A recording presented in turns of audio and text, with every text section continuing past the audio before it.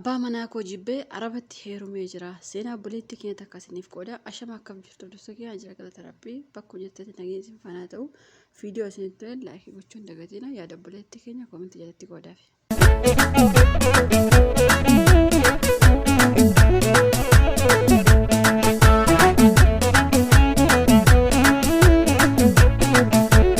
Jalqabaa viidiyoo guyyaa kaleessa hojjedhe baay'een keessan seenaa sana paartii lammaffaa isaallee fiidii kajettan ni jirtanii seenaa ijoollee ka seenaa isaanii qilleensarra ooshaa fi ture garii isaanii qaamaan kan argadhes hin jira. Naannoo ijoollee torbamoo akkamii qaamaan kan wal arginu torbeefu keessas hin jira. Baay'een isaanii qaamaan mul'atanii kan himachuu barbaanis jiranii kaan immoo ani mul'achuu hin barbaadu viidiyoo keessatti akkuma hojjetutti akkuma sanatti himadha kan jette mucayyoon kaleessa seenaa ishee isiniif qooddee turte. Baay'een isaanis ni jiranii paartii lammaffaa itti fuufii kan jettanis ni jirtanii mucayyoo guyyaa kaleessa ammallee deebisee isiniif fida. Sababiin isaa deebisii fidii jetta waan ta'eef gaaffii akkuma kaleessatti ishee gaaffee isiniif fida. Baay'een keessan akkamitti namni mana daldalaa ta'a kan jettanis ni jirtanii amma waa'ee kanaaf dhufne seenaa nama biraa bahe waan ta'eef mucayyoo sana kallattiimaan viidiyoo itti aanutti isiniif fida jechuudha. Seenaa obboleettii keenya ani biyya Arabaa waggaa 7 jiraadhe. Waggaa 7 keessatti maadaamiin koo ijoollee 6 qabdi. 6 yeroo isin jiru ijoollee dhiiraa 4 fi durba 2 qabdi. Haa ta'u malee maadaamiin koo nama gaarii turte. Ilmi ishee tokko qoricha oksee yookaas mukaddaraat kan jedhamu akka afaan Arabaatti yoo beektu ta'e hunduma namaa oksaatti nyaata. Yeroo qoricha sana nyaatu akka maraatus hin ta'a. Sigaaraas hin xuuxa. Haa ta'u malee biyya kana keessa sigaaraan waan jiru natti fakkaatee hin beeku ture. Mucaan kun dubartii 2 fuudhee sadaffaa nikaa yeroo hundarraa waan buusuuf haati isaa dubartii 3ffaa fuutee gonkumaa akka hin gadhiifne isaan jettee yeroo isa gorsitu innis akka gadhiisu haadha isaatti yeroo himu mucaan kun guutummaa guutuutti akka maraatuuf godha. Anis waggaa 7 argin fixee booda gara biyya kootti deebi'ee abbaa manaa gaarii yookaas abbaa manaa jireenyaaf naaf ta'u ergan godhee booda mucaa durbaa tokko waliin argannee naannoo waggaa tokkoof baatii 5 ergan biyya taa'ee booda abbaa manaa kootiin gara biyya Arabaatti deebi'ee jireenya keenya jijjiiruu qabaa jedhee yeroon gaafu innis maal rakkoo qabaree biyya Arabaa deebii jireenya keenya jijjiirii erginaan jedhee anis haa ta'u malee dhugumatti biyya Arabaa deemee jireenya koo jijjiiruuf guutummaa guututti kaayyoo waan hin qabaanneef sababiin isaa waggaa 7 taa'ee jireenya argin jijjiirree amma deebi'ee jireenya jijjiiruu hin danda'u waan ta'eef kaayyoon deebi'eefis kaayyoo qaba. Haa ta'u malee maaliif akkan deebi'e yoo isinitti hime irraa barumsa argachuu osoo hin taane insin balleessa waan ta'eef isa guutummaatti isiniif dhiisa.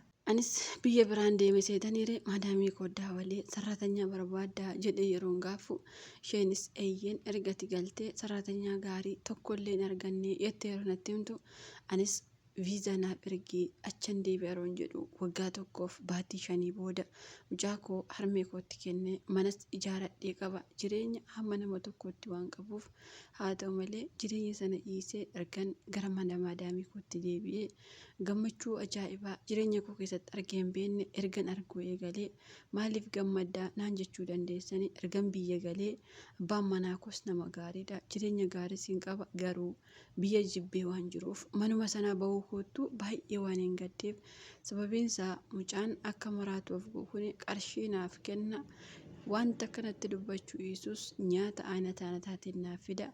Baay'ee isa jaaladha waan ta'eef garuu haati isaa jaartii 3ffaa ergi fuusistee gonkumaa akka ishee gadhiisuu hin qabne yeroo hundaa waan gorsituuf anis furmaanni koo gara biyyaa galuudha jedheen gara biyyaa galee malee mucaa sana baay'ee takka waan hin jaaladhuuf ergan deebi'ee dhufee innis gaaffii adda addaa na gaafachuu nyaata bakkeerraa naaf fiduu sobeena dhukkuba jedhee isa waliin deemee bakka adda addaa deemuu bakka bashannanaa yoo barbaade suuqii adda addaa yoon suuqii sodaadhe qarshii irraa fudhee gara biyyaa ergachaa ergan kanaan dabarsee haa ta'u malee mucaan sun guyyaa tokko waan hin taane erga na gaafatee booda anis duraan kaayyoon koo kana mitire naannoo torbee tokko didee achii booda fedhuma kootiin eeshi jedhee osoo waliin jiraannu naannoo baatii 4 yookaas ji'a 4 ergi fixee booda innis guutummaa guutuutti haadha manaa isaa dabaddabee yookaas akka isheen duututti erga rukutee booda nikaarraa buusee gara maatii isheetti ari'ee haadha isaa toon beekeen naannoo waggaa tokko erga waliin jiraadhee booda innis haadha isaatti ifuma baasee fuudhuun qabaa ergi jedhee akkamitti sarraatanyaan fuudha jetta jechuun haati isaa guutummaa guutuutti mana koonaaf gadhiisii narraa bahii otoo isheen hin dhagahiin erginni jedhee inni garuu akka hin ulfoofne qoricha adda addaa naaf fida waan ta'eef innis deebisee ergina waamee aniif ati waliin jiraachaa jirramoo hin jirru erginaan jedhee booda anis eeyyen waliin jiraachaa jirraa jedhe yeroo himu maadaamiin koo albee yookaas haaduu foon itti kukkutan ni beektu mitiire battalumaan kushinaa seentee fiddee harka kanarra yeroo na waraantu innis harka haadha isaatii na butee mana kiimii na geessee arge koo naannoo baatii 4 yookaas baatii 3 waan tokko hojjechuu hin dandeenye isheenis mana isheen taa'asoo hin taane bakka biraa akkoo inni waan qabuuf haadha abbaa isaa jechuu kooti. Achi na geessee anis ergin baatii 3 achi taa'ee booda haati isaa ergi ageessee anaa achi jiru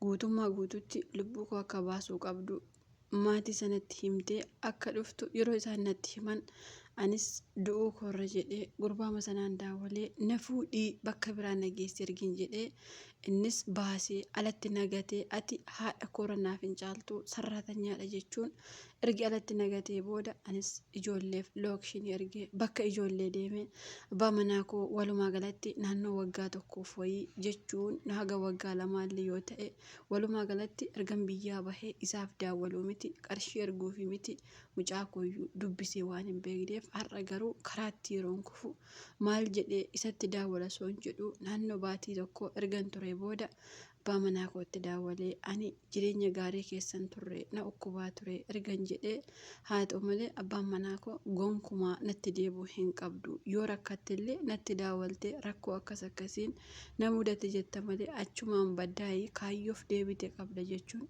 bilookkii na godhee hagan maraachuu gahutti abbaan manaa koo amma fuudhuuf mucayyoo biyya arabaatti galte nikaa godhatee waan jiruuf ani garuu sammuun koo na maraatee gara biyyaa yoon gale qabeenya hundiyyuu maqaasaa waan ta'eef har'a garuu qarshii tokkollee ofirraa waan hin qabaanneef garatti deebuu dhabee rakkachaa waan hin jiruuf mee isin obboloonni koo biyya arabaa jirtan biyya kee galii qabeenya kee irraa hiradhu jettumoo bakkuma teessu sana taa'i jettumoo mee yaanni keessan maalii? Ana obboleettii keessan akkuma keessan hojjetachuuf biyyaa bahee garuu haalli miira kiyyaa na jeeqee karaatti na deebisee mee maal na gorsitu galatoomatti obboleettiin keenya. Obboleettii keenya yaada kennuu qooduuf hedduu galatoomi irraa baratama. Baay'een keenya yeroo baay'ee viidiyoo kiyya keessatti nan dubbadha gaafa arabni waan nu jaalatu fakkaate waan tokko nuti dubbatu gumattiyyuu inni jaallata nutti fakkaachuu danda'a yookaas immoo keessaafuu ijoolleen arabaa kan qoricha dhugantu jira kaan isaanii immoo kan sigaaraa xuuxantu jira warreen akkasii nu jaalatu nutti fakkaachuu danda'a jireenya keenya biyyaa dagachuu dandeenya maaliif har'a yaanni foon nuti keessa jirru kun waan gaarii wayii nutti fakkaachuu danda'a sababiinsaa namni tokko gaafa biyya isaatii bahu kaayyoo fi biyyaa bahu qaba hundi keenya rakkanneen biyyaa baane baay'een ijoollee abbaan koo qabeenya qaba warri keenya mana akkasii qabu warri keenya qabeenya akkasii qabu akkas jedhanii kanaasaan baay'eetu jira garuu kun soba ijoolleen abbaan qabeenya hundiyyuu biyya ofii keessa taa'ee barachaa jira biyya ofii keessa taa'eetu hojjetaa ta'aa jira malee abbaan qabeenyaa kamuu biyya namni bahe tokkollee hin jiru hundi keenya rakkina gadadoo biyyaa nu baase rakkannee biyyaa baane gaafa biyyaa baane abbaan keenya mallafa gurguree sangaa gurguree mana gurguree biyyaa nu baasutti gahee haa ta'u malee har'as geenye yookaas immoo abbaan manaa keenya erga asiin nu gahee booda erga as geenye tarii namni tokko fedhiisaaf jecha yoo waan nu gaafate akkaataa itti biyyaa baane rakkoo biyya sana dagannee waan sana keessatti kufna yoo ta'e kuni badiin keenya jechuudha. Fakkeenyaaf biyya namaa kana keessa waggaa 2 yoo teenye qarshii keenya namatti naasa'in malee nama gargaariin malee waan fene godhannee galuu hin dandeenya. Fakkeenyaaf qarshiin keenya birrii 1,000 osoo ta'ellee akka barbaanne yoo itti haasa'uu baanne waggaa tokko lafa binne waggaa tokko mana ijaaruu dandeenya. Warri keenya rakkataa gar malee yoo ta'anillee akka malee gargaaruu hin qabnu sababiinsaa abbaan kee faatikee laayivii isaanii dabarsanii turani haa ta'u malee nuti umurii keenya waggaa 20 gaafa biyyaa baanu namoonni baay'een ana umurii koo waggaa 15 hin biyyaa bahe kajaa'illee ni jirani kuni gonkumaa ta'uu hin danda'u maaliif har'a waggaa 15 yoo biyyaa baate yoona waggaa 5-7 ol fixxeetta umuriin kee deemaa jira kanaafuu namoonni maatii kiyya gargaara maatii kiyya akkasii jettanii umurii keessan biyya namaatti fixxan kun faayidaa takka isiniif qaba jedhee hin yaadu. Maatii gargaaruun akka qaba. Dhugumatti maatii ofii yoo gargaaran eebba ni argatu. Garuu namoonni tokko tokko guutummaa guutuutti of dagatu. Of dagatanii ka'aniyyuu immoo biyya kana keessatti waan baalagummaa irratti hanqufan baay'eetu jira. Kun immoo booddeetti rakkoo guddaa nurraan geessuu danda'a. Rakkoon isaa maali yoo jettan rakkoon isaa inni tokkoffaan biyya kana keessaa kufaatii gaafa dhiira irratti kufnu fakkeenyaaf araba dhiiseeyyuu ijoollee Oromoo haa ta'u baay'een keenya ijoollee Oromoo kanarratti kufne gurbaan si faana jiraatu kuni bakka hojii yoo si erge qarshii isaaf laattaa. Shittoo dirqama hin dibatta itti dhugaa'uu qabda. Uffata dirqama jijjiirachuu qabda. Sababiin isaa siisii akka dubartii biraan hin deemneef jechuudha. Mataa kee yeroo yeroon tokkoffachuu qabda. Kana baasuuf ati ganaa qarshii guddaa si gaafata.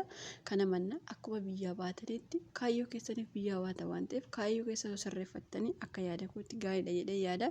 Asumaan obboleettiin keenya aamsa maannaan jettu ani biyya namaa keessa waggaa amma kana rakkadhee abbaa manaa koos mucaa koos biyya dhiisee dhufee asitti immoo ergisa kana wajjin jiraadhee kunis haadha isaa waliin bahee manaa bahinaan jedhee kan jetteef deebii siif quubsaa siif kennuu barbaada. Jalqaba irratti namni tokko gaafa si jaallate yookaas immoo waan kana si waliin eegale araba miti Oromoo keenya waliin iyyuu waan kana gaafa eegalte akka inni si dhiisu guutummaa guutuutti beekuu qabda. Sababiin isaa abbaa manaa kee miti jaalallee kee miti si itti gore isa si itti gore fedhii yeroof walitti gortan jechuudha. Kana gadi fageessitee beekuu qabda. Inni itti aanu biyya galee qabeenya koo harkaa fudhaa abbaan manaa koo bitaaf mirgaan bilookkii na godhee mucayyoo biyya arabaatii galte inni kaa godhatee jira jettee abbaan manaa kee qabeenya kee sii kennuu kan danda'u yoo tarii nama rabbiin sodaatu nama uumaa isaa sodaatu yoo ta'e siif kennuu danda'a. Garuu yoo sodaatu ta'e gonkumaati qabeenya kee argachuu hin dandeessu. Ijoolleen baay'een abbaan manaa koo nama gaariidha jechuun qabeenya keessan hunda abbaa manaa keessanitti bittan kun dogoggora keessan isa lammaffaadha. Sababiin isaa abbaan manaa koo nan ganu abbaan manaa koo akkasii abbaan manaa koo nama gaariidha. Abbaan manaa kee nama foon ittiin nyaatan dhuga waan ta'eef dubartii sirra bareeddu yoo arge si jijjiiruu danda'a. Kasirra qabeenya qabdu isatti dhufuu danda'a. Kasirra bareeddu isatti dhufuu danda'a. Guyyaa gaafa sana ati garuu garatti deebituu hin qabdu waan ta'eef obboleettii keenya biyya galee kana godhaa sana godhaarra abbaan manaa kee ergi ni kaa godhate ni kaasaati ni fuudha jechuudha. Biyya galuu istee akka yaada kootti osoo hojii kee hojjetatte anaaf irra gaariidha. Maaliif biyya galtee aarii yoo ta'e malee faayidaa takka hin argattu yookaan abbaa manaa kee hin arganne yookaan mucaa kee hin arganne faayidaa akkasiif hin qabu. Inumaa kun dogoggora keessa guddaadha. Biyya osoo mucaa qabdu osoo abbaa manaa qabdu asiitii immoo kaayyoo kanaaf hin deebi'e gaafa jettu kuni waanummaa takka ofii keefiyyuu sammuu kee osoo deebite ati sammuumti kee nagaa qaba jedhee yaadu. Fakkeenyaaf hatama mucaa sana osoo hin jaaladhuun biyya galee waggaaf 5 taa'ee immoo manuma sanatti deebi'u mucaa sanaaf hin murteesse jettee mucaan sun sammuun isaa sirrii ta'e nama lama fuudhee haga sadaffaa hin ari'u. Atiyyuu akkuma jette haadha manaa isaa dabaddabaa haga ajjeesuu gaha jette ati immoo siin maal akka goof lammii isaa qomoo isaa dhiiga isaa araba akka isaa intala daadaa isaa intala eessuma isaa ergi fuudhee akkana godhe siin immoo maala keessiyyuu si dhiisa jettee deemtee wajjin jiraatte kunumtiyyuu anaaf gaaffiidha jechuudha. Badiin kee hundi kanuma keeti ka araba sanaallee ani hin jedhu ka arabittiillee ani hin jedhu. Araboonni waan akkanaa irratti ijoollee sana irratti yookaan abbaa manaa sana irratti gaafa argan lubbuu keessan akka baasan beekuu qabdanii. Namoonni baay'een abbaan manaa akkatti qarshii naaf kenne akkas na godhe sana na godhe ilmi ishee akkasii kan jettan guyyaa tokko isinirra ba'uun ishee waanuma hin oolle gaafa isinirra baate tarii ijoolleen baay'een akkuma Itoophiyaatti gaafa nama wal quunnamtii irratti argan seeraan qabsiisu yookaas immoo iyyanii waa tokko tokko jechuun akkasinitti fakkaachuu danda'a. Garuu biyya arabaatti gonguma akkasumatti morma keessatti isinirraa cita morma isinirraa kutte si baala isin buufti kana beekuu qabdan jechuudha.